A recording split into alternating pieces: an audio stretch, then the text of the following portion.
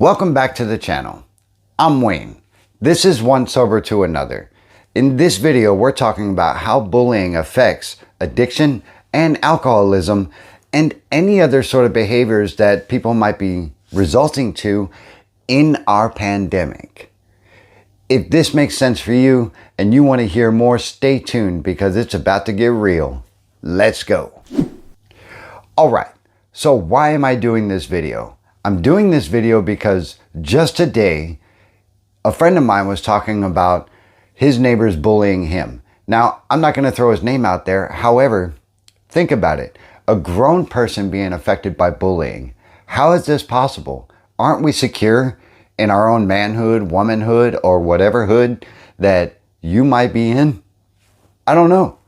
What do you think? You can drop your comments below as we go along. Cyberbullying has become the #1 tool for people to utilize during our pandemic and in isolation because there's nothing more than the keyboard to keep us entertained. What I've learned through doing this channel is that people will say whatever they want to say because they don't have to face you face to face. People will say things that they normally wouldn't because they feel secure behind the keyboard. Now, where does it all stem from? In my childhood, I wasn't bullied all that much, but I was bullied. And why was that? Because I was sat in between the jocks and the nerds, so to speak. And I didn't really fully belong to either group.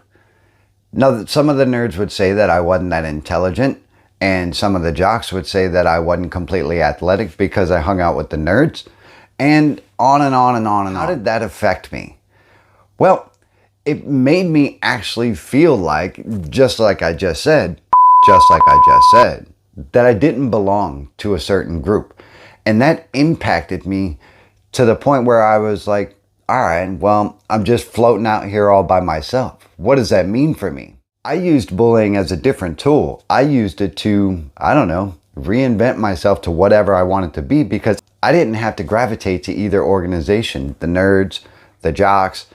I didn't have to do that. I had the opportunity in order to thrive in my own direction. Now that led me to a couple different places, but I will say in my childhood, I was bullied by, I don't know, my parents, my sisters, my brothers, and not because I didn't fit in, but because I was the middle child of 5 and I didn't really belong either way. I wasn't the youngest, so I wasn't like sought after as the cute baby or anything like that.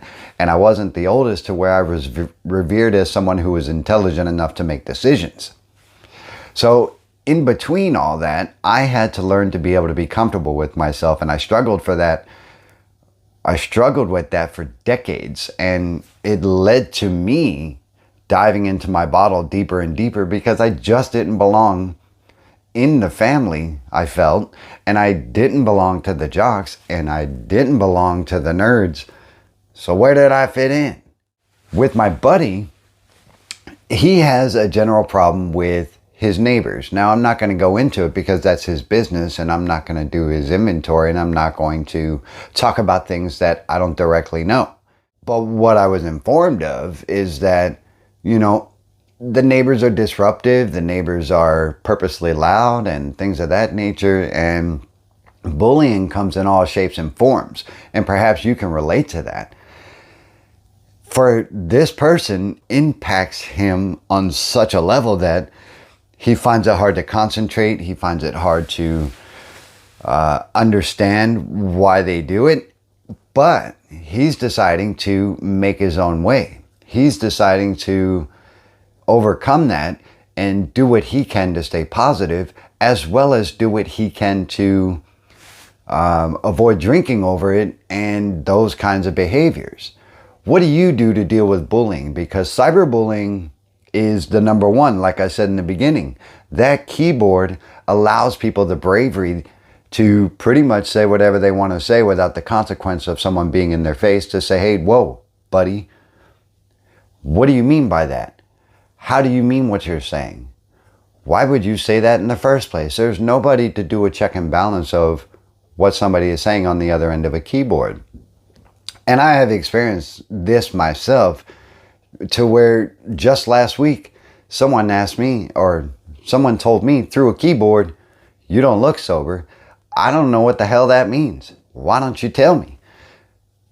But I don't have a chance to defend myself. The only thing I can do is either A, respond to it in a very immature manner, or let it bother me to the point where, it affects me on an emotional level. And that is where the drive of alcoholism and addiction plays, is that when you have fear, when your ego is threatened, when, you feel insecure about your own self, how that projection is on you and what you do with it.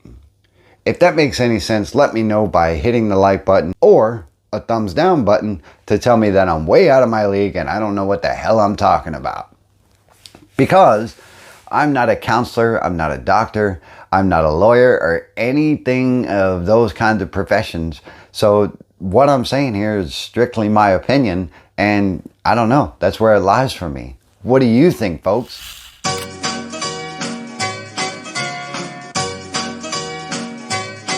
Good.